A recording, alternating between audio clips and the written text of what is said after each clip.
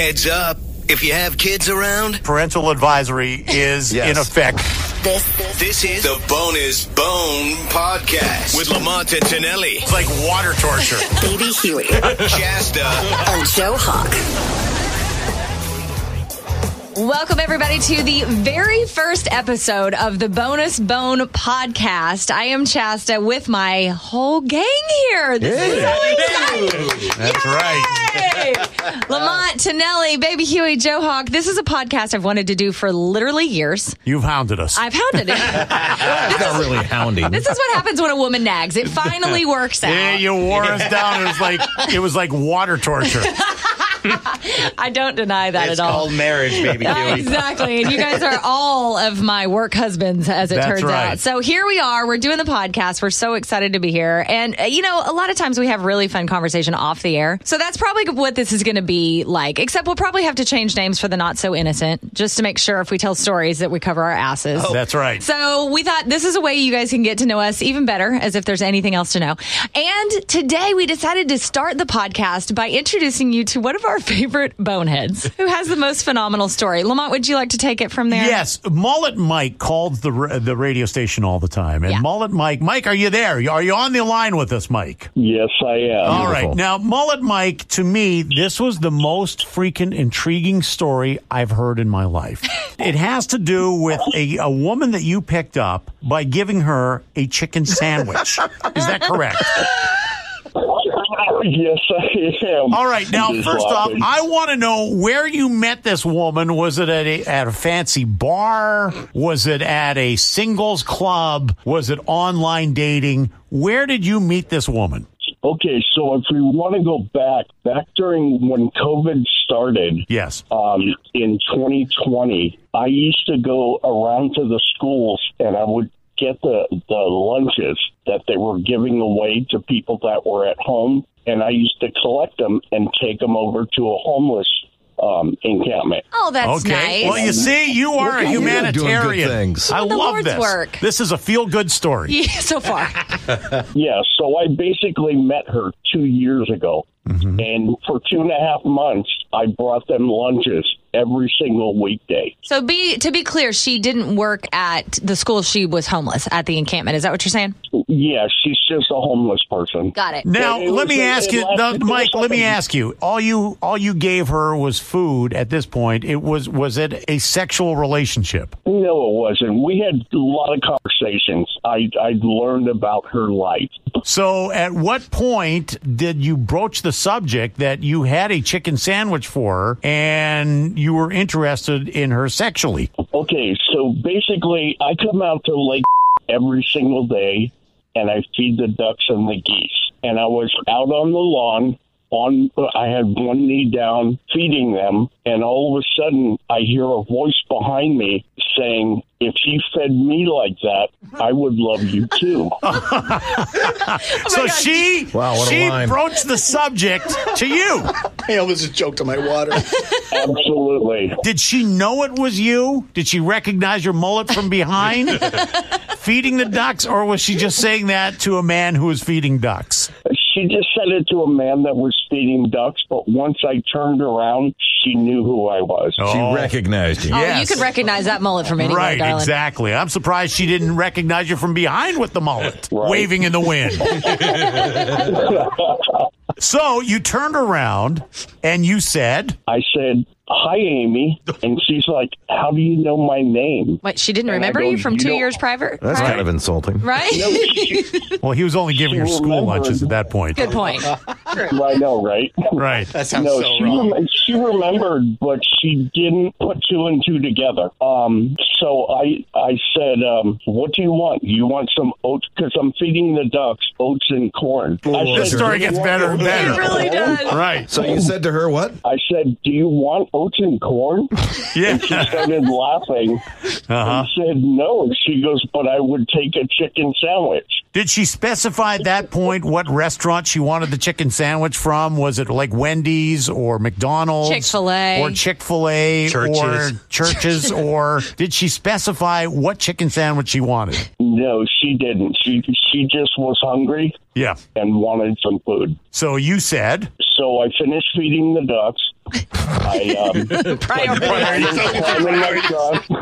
You're teasing her. I'm in my truck, and I'll go get you a chicken sandwich. Okay. So we went over to Kentucky Fried Chicken and got her a spicy chicken sandwich with a bunch of Tabasco, a soda. Uh-huh. I got some coleslaw for me. Uh-huh.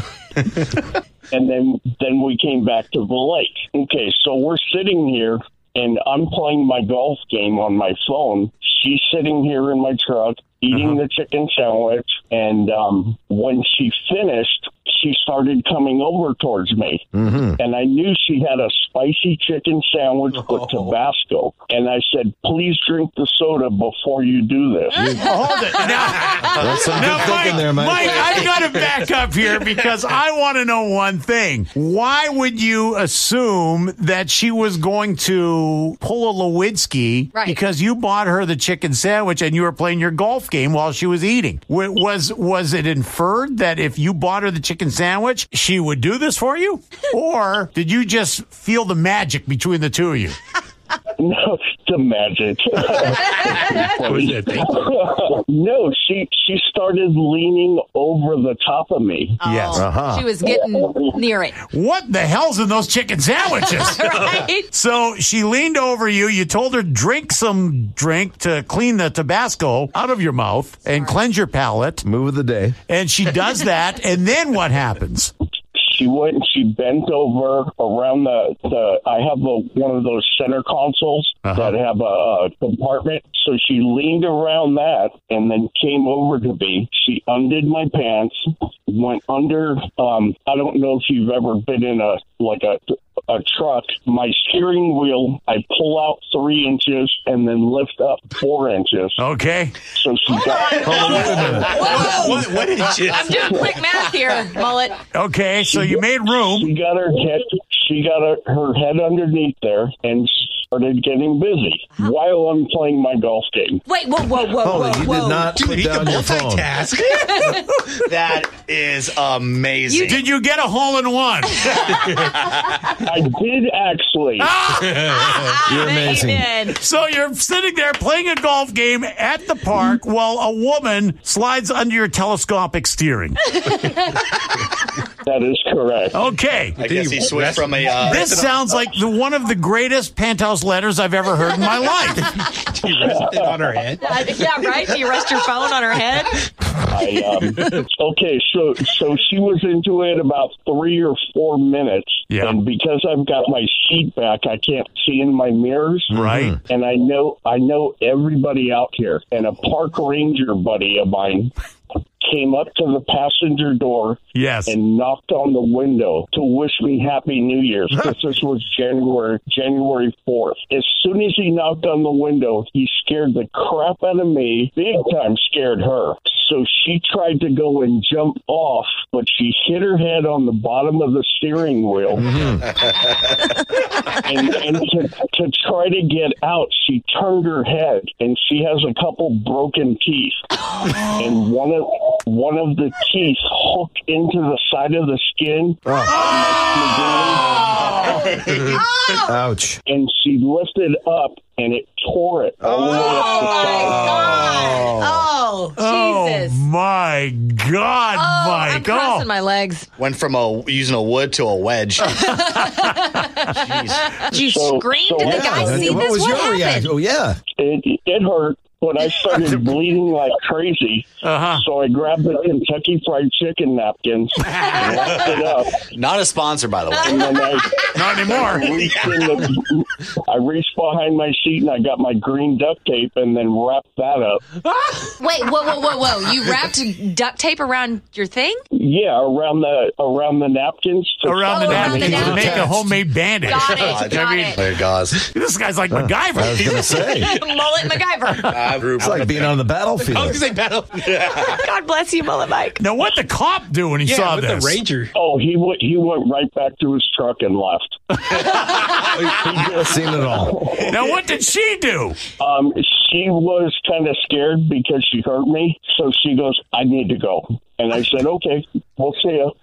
Okay. We'll see you. I had an AA meeting that I'm a secretary for. I needed to leave, so I left it like that. I went and I did my meeting. Hold on. You did the meeting with duct tape around your weenie? Yeah. Oh, Okay. my God. At what point did you decide to go to the hospital? The next day when I woke up, I went and I took all the duct tape and the napkins off. Well, what were they saying at that point? Well, I got like a little bit of like shrinkage after that. Yes, I can imagine. I don't know if you've ever like opened a thing of brats and like scored the skin on the side. Yeah, when you're barbecuing them, sometimes the brats, the skin just breaks. kind of peels. Yeah. Oh, my God, I'm going to puke. Yeah, and then the meat starts coming out the side. We really should be videotaping Chasta's reactions. Considering how that happened, did you have to get a tetanus shot? No, I'm up on my tetanus shots. Okay. All right. So when you get to the hospital, what do they say? Usually when you go in there, they want to see the injury, and I told them, you don't want to see this. Yes. So they took me in the back, and there was, because of anything that's in your like personal area, you have to have a doctor, a nurse, and then a hospital representative to make sure nothing's going on, so that I can't sue them. Right. So they went and they looked at it and they said, okay, you definitely need stitches. So what they did was they got these like topical drops that they put on it that goes and gives you a it numbs it? It kind of numbs it? It numbs it and it makes it bigger. It makes it. What is the name of those drops? Yeah, right. It doesn't give you a standing Hampton. Yes. But it's close, so it can stretch it out so that they can stitch it good. I'm going to pass out. How many stitches did you require on your Johnson? Okay, so first of all, I had 18 lidocaine shots. 18? Oh, my. Shut up. 18 shots to your ding-dong? What they do is they go and they just stick it in a little bit, and they give you just a little bit. That was my Right. weekend Because last if weekend. they give you I think they were torturing you, quite honestly.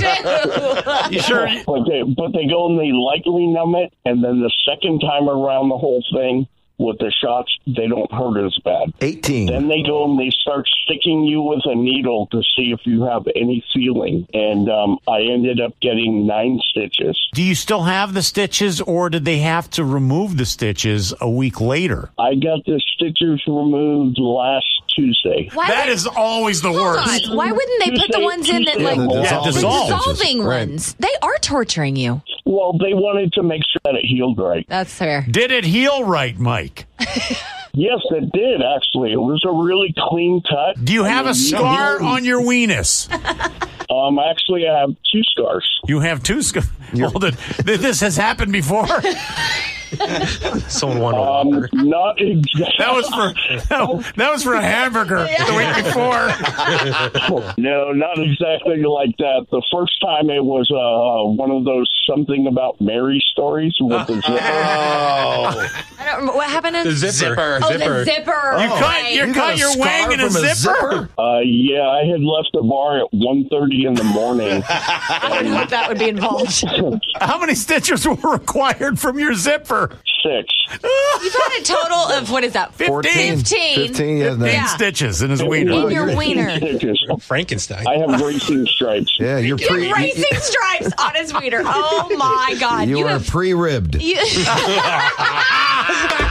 Mike, you are absolutely golden. I can't think of a better way to kick off the Extra Bone webcast. Wow. Extra Unreal. bone.